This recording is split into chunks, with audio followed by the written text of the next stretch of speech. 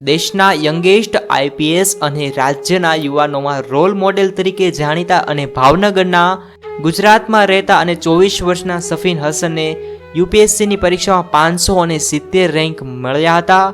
જે બાદ 2017 હતું, ત્યારબાદ તેમની આઈપીએસ ઓફિસર તરીકેની ટ્રેનિંગ શરૂ થઈ હતી.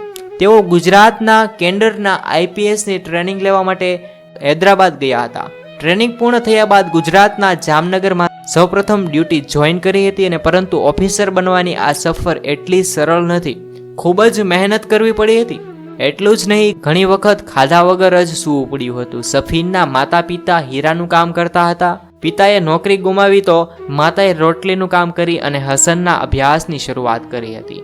હસન પોતાના પરિવારજનિક બેકગ્રાઉન્ડ અંગે જણાવતા કહે છે કે જ્યારે અભ્યાસ માટે પૈસાની અછત પડવા લાગી તો માતા નસીમ બોનોએ રેસ્ટોરન્ટ તથા લગ્ન સમારોહમાં રોટલી બનાવવાનું કામ કર્યું હતું અને પિતા મુસ્તફાની સાથે હીરાનું કામ પણ કરતી હતી.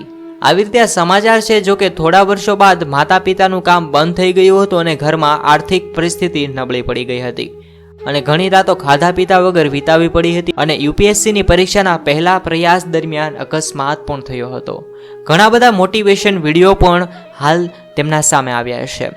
યુટ્યુબના માધ્યમથી પણ તમે જોયા હશે. ખૂબ જ સારા એવા ઓફિસર છે, ઈમાનદાર ઓફિસર છે અને આગળ દેશની સેવા જ કરશે અને ખૂબ જ ઈમાનદાર એવા ઓફિસર છે. અને આવી જ રીતે આપણા ગુજરાતની અંદર નહીં પરંતુ આખા ભારતની અંદર આવા ઈમાનદાર ઓફિસરની જરૂર છે.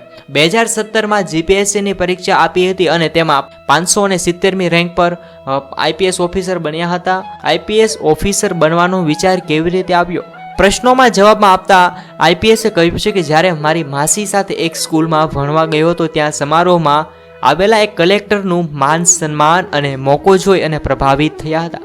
મેં પૂછ્યું કે આ કોણ છે અને તેઓએ આટલું સન્માન કેમ આપી રહ્યા છે? ત્યારે માસીએ મને જણાવ્યું કે એ આઈપીએસ છે, જિલ્લાના વડા હોય છે, આ પદમાં દેશ સેવા માટે હોય છે. આ વાત સાંભળ્યા બાદ મેં પણ આઈપીએસ ઓફિસર બનવાનું નક્કી કર્યું.